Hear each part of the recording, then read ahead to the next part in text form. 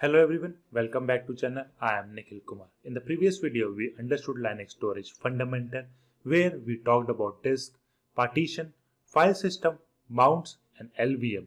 In this video, we will do everything hands-on. For that, I have attached two new disks to the system. One is of 10 GB and another is of 20 GB.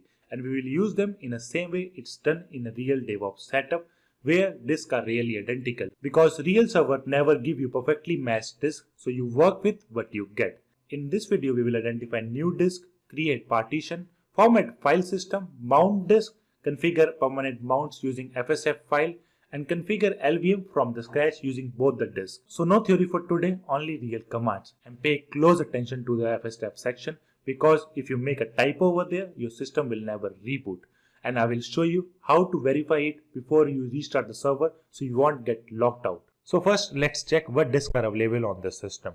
For that we can use lsblk command. So as you can see, we have two new disks. The first one is SDA and another one is SDC. And if you see, SDA is of 20 GB and SDC is over 10 GB. So both disks are empty as of now and it's not being used by any system. Basically, a disk by itself is not useful. The first thing we usually do is to create a partitions. So let's start by creating a partition on the first disk. So I am going with the SDC as of now, but before that let's see the device node of that particular disk. So we can use lsblk with an -fp option. So here we can see the complete device path of that particular disk. Now if we want to create a partition, we can use a fdisk command. So if we use fdisk along with this particular device path, so here we just need to give a /dev and /sdc. I am going with the 10 GB size of disk. Now it's asking for a command to enter. So I am going to create a new partition here. For that I am going to enter n here. After that it's asking for a partition type. As of now this particular disk is raw and it's new and it's not being used by any system as of now. So I'm going with the primary partition here. I am pressing enter. So I'm going to use default numbers here because I'm going to use a complete 10 GB of this particular disk. So I'm pressing enter. This is the first one and this is the last sector. As you can see, the partition got created of 10 GB of size. Now if I want to save these changes, I just need to press W and enter. So now we have a partition for /dev/sdc. And if I run lsblk command again, and as we can see, the partition got created with a name called SDC1 with a size of 10 GB. Now let's repeat the same step for the second disk as well. And the second disk is /dev/sda. So I'm going to use the same command, that is fdisk along with the disk name. So here I'm also going to press N because I'm going to create a new partition. And then I'm selecting primary. So it's a first partition. So I'm going with the default one. Then it's asking for the first sector. I'm pressing enter. And it's asking for the last sector. So this disk is of size of 20 GB. So I'm going to use 10 GB. For this particular partition, so I am using +10G here. The partition got created which is of size of 10 GB, and if I press W here, the partition got created. And if I run lsblk command, so I can see the SDA1 got created with the size of 10 GB. So I'm going to repeat the same step for the SDA only, but I'm going to create another partition which is of 10 GB more. So if I run the same command again, so I'm going to press N.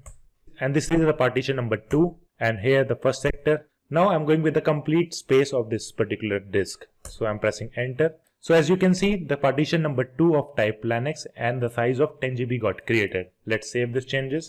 So I have created another partition of the SDA as well. Now if you see, the SDA is having a 2 partition which is of 10 GB each, and SDC is having a 1 partition which is of 10 GB only. Now the partitions are ready. Next, we need a file system to store a data. So now let's format the first partition using the ext4 file system. So for that we can use mkfs.ext4. This is the command. And then I need to give a partition path, that is /dev/sdc1. So the partition got formatted with the ext4. Now let's verify it using the lsblk with an -fp option. So now if you see, the file system got updated here. That is ext4 because we just formatted with the ext4 type only. And if you notice, these two partitions doesn't have any file system as of now because I didn't formatted these two partitions. Now let's format these two as well. So I'm going to use the same command but with SDA1 and the SDA2. So if I run the same command again, So now if you see, the file system type got updated here, and if you notice, something got changed here as well. That is a UUID. This is kind of an identifier for this particular partition. So if you notice, earlier the UUID is not there. Since we formatted these two partitions, the UUID also got updated for the partitions as well.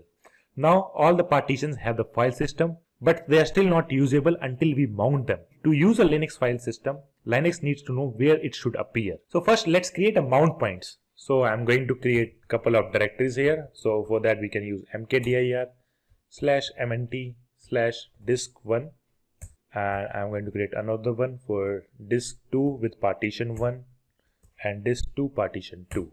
Now we have created 3 directories. Now let's mount the partitions. So for that we can use a mount command. So command is mount and the partition name, that is sda1, and this is the one for the disk2. So the syntax is very simple.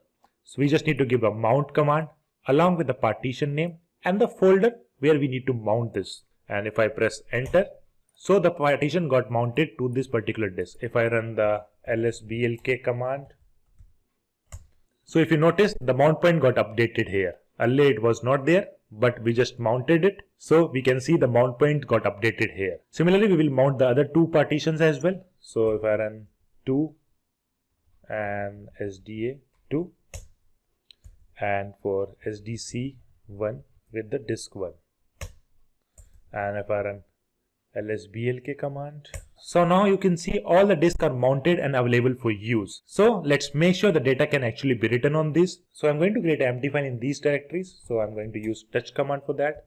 mnt disk1/test file1, and I'm going to create another file, that is file 2 under the disk2 partition 1 and file 3 in disk2 partition 2. Now if I do ls/mnt disk1, so I have a file that is test file 1. If I run 2 partition 1, this is test 2 and 2. So all the mount points are working correctly, but there is a problem here. If the system reboots, these mounts will be lost. But to resolve that, we have one file in the Linux that make the mount persistent. That is fstab file. So what is fstab file? So Linux using the /etc/fstab file. So if I open /etc/fstab file. So this file is used to mount disk automatically on the boot. So if you see, these 2 entries are already created, and if you notice, this is the UUID, and here it gave a slash. And if you notice, the SDB is already having these particular entries. And if I come out of it and as run lsblk command with -fp, this is the same mount point which is updated here. But before editing it, let's get the UUID of our partitions. One approach is use the lsblk command with an -fp option. Here you will get the UUID of the individual partition. Another is we can use the blk ID, the block ID command, to get the UUID of the individual partition. So here this is the same information we are getting, which is we are getting from the lsblk. So both approaches are correct. It's up to you which one you want to use to get the UUID of the partition. We can also give a partition name in the fstab file, but UUID are safer than device's name, because device's name can change, but UUID won't be going to change. So let me copy the UUID for SDC1 first. So this is the one. Let me open this file /etc/fstab, and at the last I'm going to add an entry for this one, UUID. First we gave a UUID. Basically UUID is used to identify the file system itself, and it's safer than like device name, as I mentioned earlier. So after that we need to give a mount point. So that is /mnt/disk1.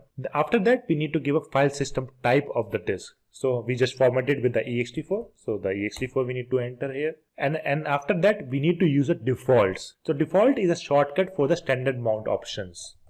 It includes options like read write, allow execution, enable devices, etc. After that we need to give 2 0 first and the second. So let me explain you very quickly. The first 0 is for the dump. So this field is for the old dump backup utility, and it's almost always set to 0, and you can safely ignore it as well. And the last 0 is very important. This tells Linux which file system to check first at the boot. That is a fsck order. So 0 means don't check, 1 means root file system, and the second is other file system. For data disk, we usually disable boot time fsck to avoid delays. Similarly, I'm going to make an entry for other two partitions as well. Let me save and exit. And this is for SDA2 and SDA3. Let me copy this completely.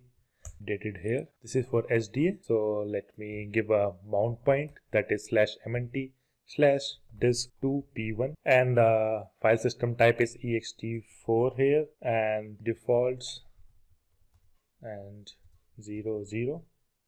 Let me delete this SDA1, and this is the SDA2. So let me update this very quickly, and the mount point is disk2, and the file system type is ext4, defaults 0 and 0. Now the fstab file is ready. Let me save and exit. So before rebooting, always test the fstab file. So for that we can use the mount command only. So mount -a.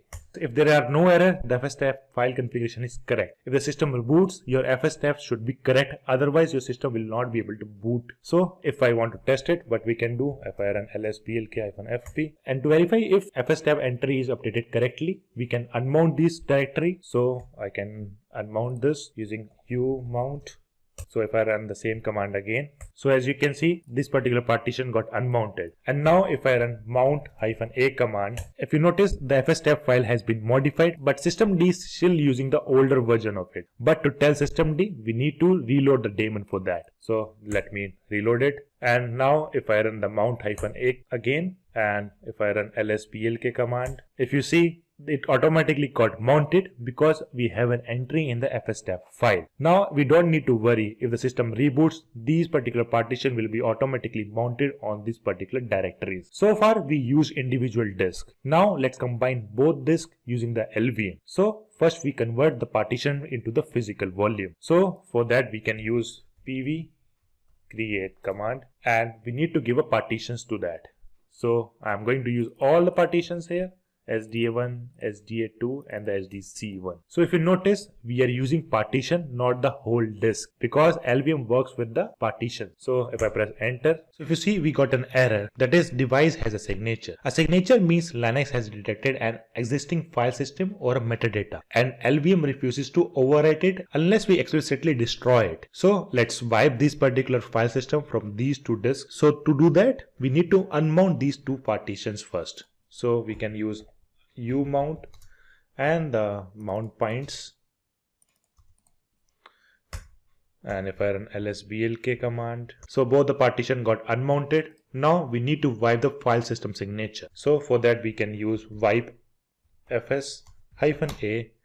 and the partition name and 2. So the file system signature also got wiped. So let's verify it. So now we can see the file system signature also got wiped. Now we can use it to create a LVM. So let's create a PV first. So PV create SDA1, SDA2. So the physical volume got created successfully. Let's verify it. So PV display. So we can see the SDA1 is a new physical volume of 10 GB and SDA2 is also got created as a new physical volume of 10 GB. Now we combine all the physical volumes into a single volume group. So we can use VG create, and the VG name I'm giving a DevOps _ VG, physical volume name SDA1, SDA2. So the VG also got created. Let's verify it using VG display command. So the VG got created with the name DevOps VG, and here if you see the size, that is almost 20 GB. If you see something interesting here, we have a two physical volume which is of 10 GB each, and the volume group combined both of them and give a combined space of 20 GB. Now let's create a logical volume using the combined space. So for that we can use lv create -l. So -l option tells LVM exactly how big the logical volume should be. So I am giving 5 GB here, and I am giving a name that is DevOps _LV and the volume group name.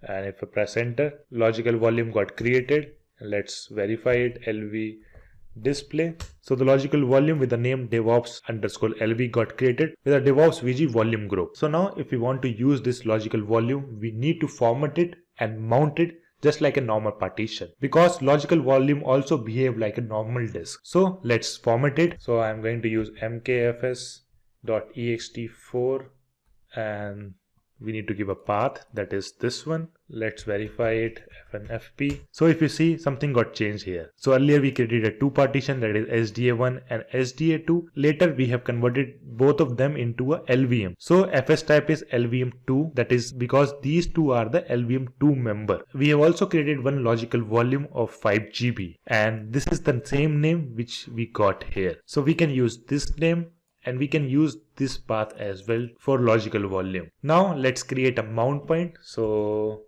mkdir/mnt/lv data. Now let's mount it. Mount with this path and with this directory. So it got mounted. Let's run the lsblk with -fp. So if you see, we have a 5 GB and this is the mount point for this particular LV. Now let's save some file in this. So touch/mnt lv data test file.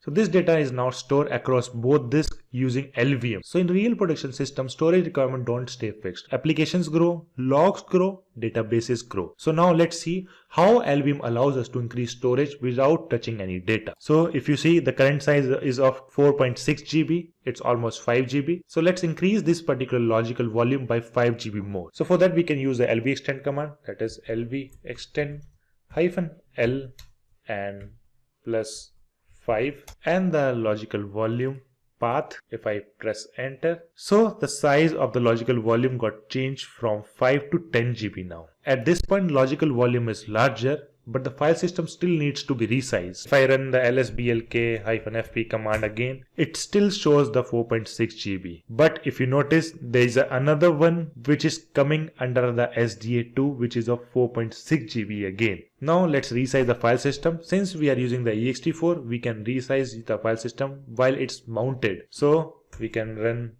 resize 2fs and the path, and let's verify it very quickly. So if you notice, the size got updated successfully. Don't get confused with these two separate entries, but if you notice, the UID is same for both of them. These two partitions are combined together as a volume group. That's why you are seeing like that. And let's make sure our existing data is still there or not. So if I run lsmnt lv data, and this file is also there. So far our LVM is mounted and working, but there is one last production detail we must handle. If the system reboots now, this LVM mount point will be lost. So for that as well, we need to create an entry in the fstab file. So we can use the UUID of this. So let me go inside the fstab file and let me delete the entry for these two, because I have utilized these two as a LVM. So let me delete this and give UUID